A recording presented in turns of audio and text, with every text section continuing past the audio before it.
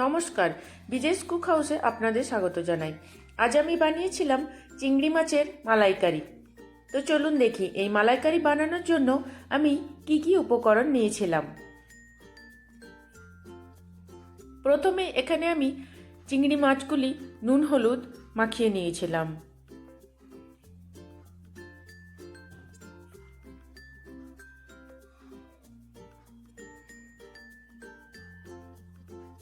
এরপরে আমি কড়াইতে চিংড়ি মাছগুলো ভেজে নিয়েছিলাম।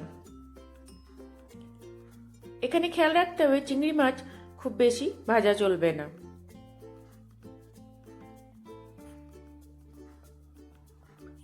এরপরে আমি চিংড়ি মাছ ভাজা হয়ে গেলে ওই একই তেলে গোটা এলাচ, দারচিনি, লবঙ্গ, তেজপাতা, গরম মশলা যা যা হয় সব দিয়েছিলাম এবং সাথে 1 চামচ গোটা জিরেও দিয়েছিলাম। এরপর এখানে আমি একটা বড় সাইজের পেঁয়াজ, 2টো কাঁচা লঙ্কা এবং কিছুটা 1 চামচ আদা রসুন পেস্ট একসাথে মিক্সিতে পেস্ট করে কড়াইতে দিয়ে দেব।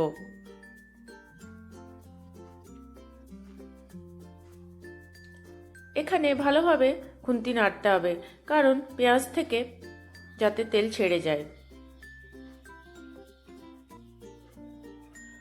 আর এখানে দিয়ে দেব 1 চামচ লবণ, আর দিয়ে দেবো এখানে 1 চামচ চিনি। আর এখানে আমি অ্যাড করেছিলাম 1 চামচ কাশ্মীরি লঙ্কার গুঁড়ো, এতে মালাইকারির রং খুব ভালো হয়। আর এখানে দেখুন আমি কিভাবে বাড়িতেই বানিয়ে নিয়েছিলাম নারকেলের দুধ।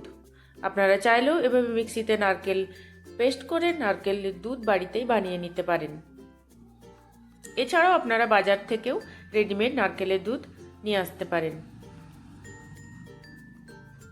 দেখুন এখানে মশলা থেকে তেল ছেড়ে গেছে। অল্প আমি প্রথমেই নারকেলের দুধ দিয়ে দেব এবং ভালো করে মশলার সাথে মিশিয়ে নেব এবং আবার একবার যখন এই মশলা থেকে তেল ছেড়ে যাবে তখন আমি বাকি নারকেলের দুধটুকুটা দিয়ে দেব। দেখুন আবার মশলা থেকে তেল ছেড়ে গেছে। এরপর আমি বাকি নারকেলের দুধটা অ্যাড করে নেব। এরপর যখন এটি ফুটতে শুরু করবে তখন আমি একটি একটি করে চিংড়ি মাছ এখানে দিয়ে দেব।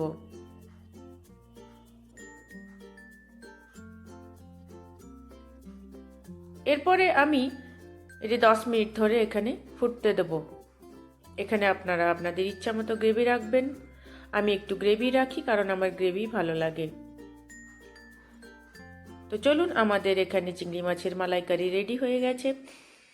আমার এই রেসিপিটি আপনাদের ভালো লাগলে একটি লাইক করে দেবেন এবং সাবস্ক্রাইব করে দেবেন আমার এই চ্যানেলটি নিত্য নতুন নতুন রেসিপি পাওয়ার জন্য। ধন্যবাদ।